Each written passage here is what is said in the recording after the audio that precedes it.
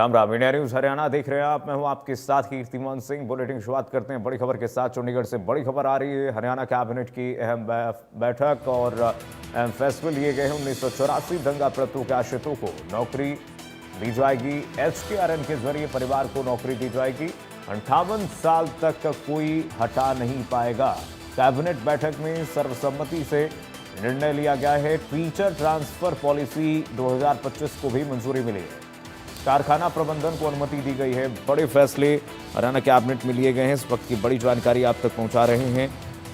Haryana cabinet की अहम बैठक जिसमें 3 बड़े फैसले लिए गए हैं। सीएम सैनी की अध्यक्षता में कैबिनेट की बैठक हुई, जिसमें आपको बता दें बड़ी जानकारी मिल रही है। हरियाणा कैबिनेट की टीचर ट्रांसफर पॉलिसी को मंजूरी मिली है। कैबिनेट बैठक में दंगा पीड़ितों के परिवारों को नौकरी मिलेगी। डेली वेजेस कर्मचारियों की सैलरी भी बढ़ गई है।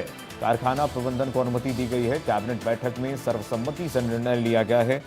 मीटिंग में तय किया गया है कि 1984 दंगा पीड़ितों, देखिए हरियाणा कैबिनेट के फैसले क्या हैं। 1984 सिख दंगा के आश्रितों को नौकरी मिलेगी और ये नौकरी परमानेंट आप कह सकते हैं। एक सदस्य को HKRN के जरिए नौकरी मिलेगी। 58 साल तक कोई भी हटा नहीं पाएगा, यानी कि रिटायरमेंट की उम्र तक आप कह सकते हैं। टीचर्स ट्रांसफर पॉलिसी 2025 को मंजूरी मिली है, जो कि लंबे समय से जिसकी मांग हो रही थी। जोन का कॉन्सेप्ट हटा दिया गया है, यानी कि अब टीचरों को बहुत बड़ी राहत आप कह सकते हैं कि मिल गई है। कारखाना प्रबंधन को अनुमति मिली है। हरियाणा कैबिनेट के अहम फैसले ये हुए हैं कि उद्योगों में महिला भागीदारी अब बढ़ेगी। इसके लिए उद्योगपतियों से भी बातचीत की गई है। महिला मशीनरी पर काम कर सकेंगी, इसके लिए अब प्रोत्साहन भी सरकार करेगी। सभी ओवरटाइम कार्य स्वैच्छिक रहेंगे, यानी कि 20 वर्कर होने पर रजिस्ट्रेशन जरूरी नहीं। सभी इंडस्ट्रियलिस्ट को इस बारे में जानकारी दी गई है। पंजाब ग्राम श्यामलात भूमि नियमों में संशोधन को मंजूरी।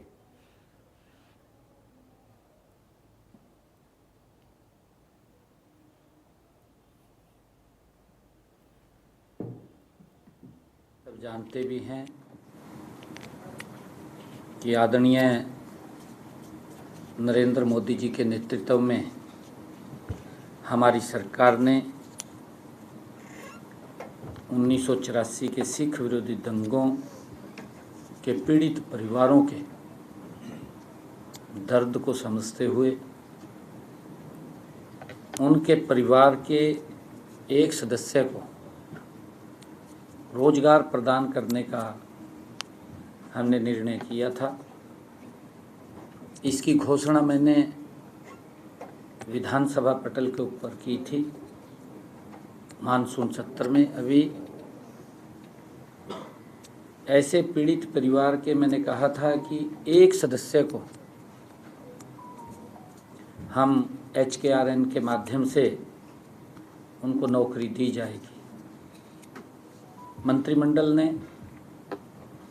ये निर्णय किया है कि उस समय जो हरियाणा के निवासी थे जिनकी मृत्यु दंगों के दौरान, चाहे वो हरियाणा से बाहर भी हुई है, आज ये निर्णय किया गया कि चाहे 1984 के दंगों में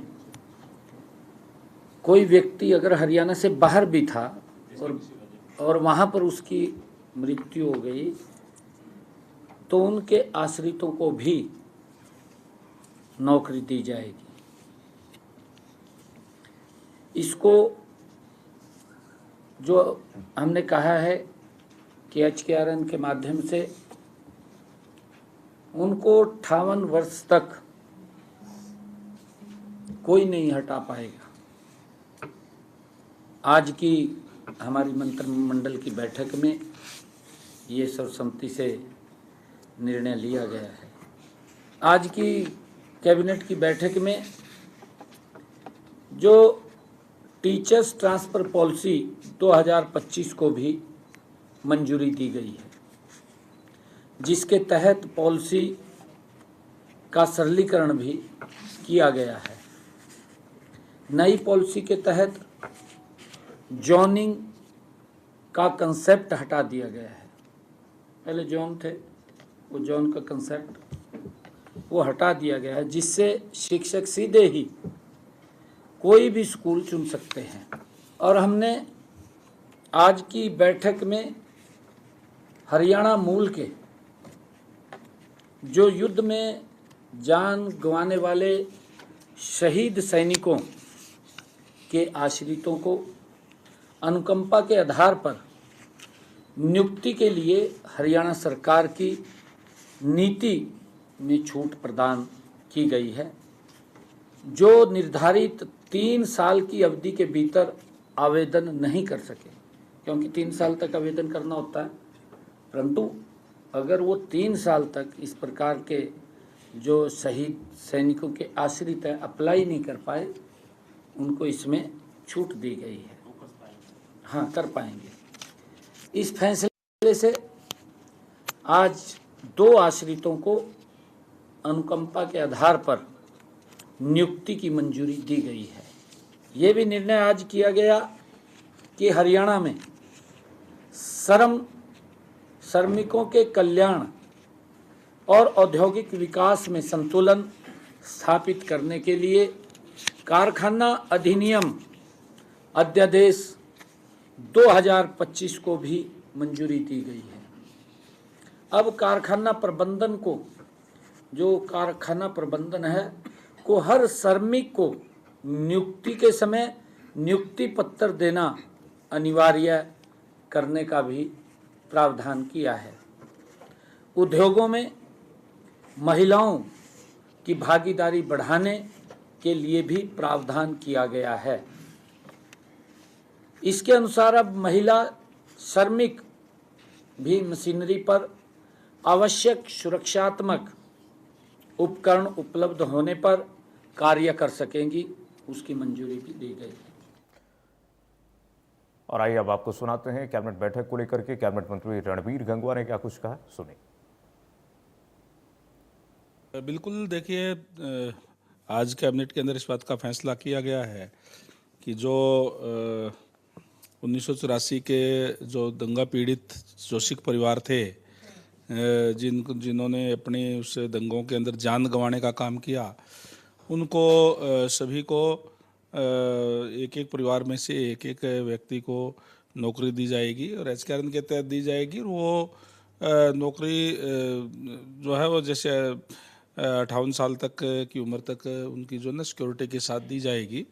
और जो बाकी उनके जो भी लीगल हेयर है उनकी कंसेंट से, जिनकी कंसेंट आएगी उनको नौकरी दे दी जाएगी।